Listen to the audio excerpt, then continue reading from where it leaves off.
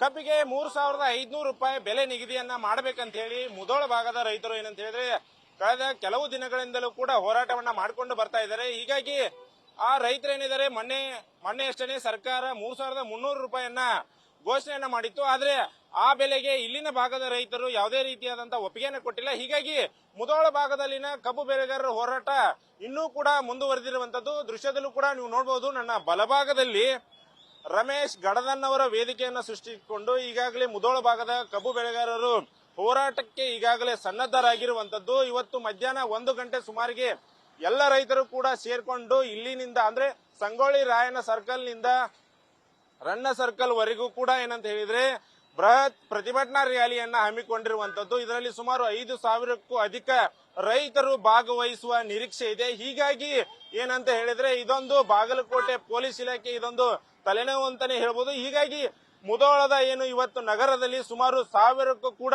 ಪೊಲೀಸರ ನಿಯೋಜನೆ ಮಾಡಿರುವಂತದ್ದು ದೃಶ್ಯದಲ್ಲೂ ಕೂಡ ನೀವು ನೋಡಬಹುದು. ಯಾವ ರೀತಿಯಾದಂತಹ ಪೊಲೀಸ್ ಪಡೆ ಇಲ್ಲಿ ಕಾವಲನ್ನ ಹಾಕಿದೆ ಅಂತ ಕೂಡ ನೀವು ದೃಶ್ಯದಲ್ಲೂ ಕೂಡ ಗಮನಿಸಬಹುದು.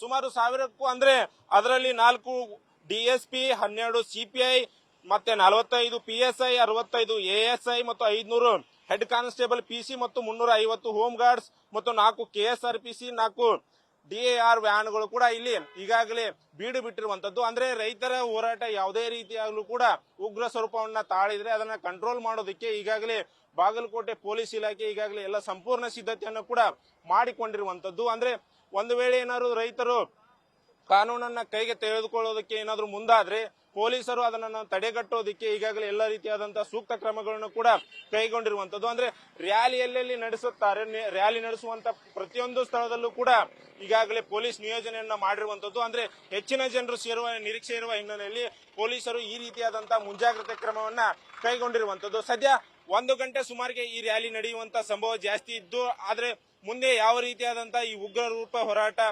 ಪಡೆದುಕೊಳ್ಳುತ್ತೆ ಎಂಬುದನ್ನ ಕಾದು ನೋಡಬೇಕಾಗಿರುವಂತದ್ದು. ಕ್ಯಾಮರಾ ಪರ್ಸನ್ ರೋಹಿತ್ ಜೊತೆ ಕೃಷ್ಣ ಅದಿಮನಿ, ನ್ಯೂಸ್ ಫಸ್ಟ್, ಬಾಗಲಕೋಟೆ.